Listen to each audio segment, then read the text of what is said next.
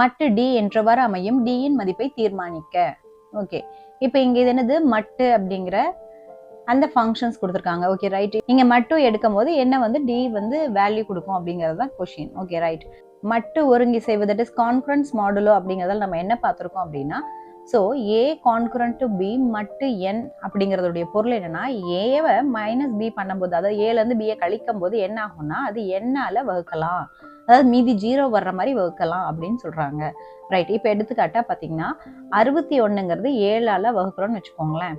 அப்போ உங்களுக்கு இங்க பாருங்க 61 நான் இப்போ 7ஆல வகுக்கிறேன். 7ஆல வகுத்தனா என்ன கிடைக்கும், தட் இஸ் 7 8 56, மிச்சம் என்ன கிடைக்குது, ஸோ 5 கிடைக்குது. ரைட் இல்லையா? அப்போ ஒருவேளை இந்த 61ல இருந்து 5 நான் கழிச்சிருந்தா எனக்கு 56 கிடைச்சிருக்கும். அது முழுசா 7ஆல 8 டைம் அடங்கும் இல்லையா? முழுசா 0 வர்ற மாதிரி வகுப்படும் தானே. இப்போ ஃபார் எக்ஸாம்பிள் இங்க நம்ம என்ன போடலாம், 56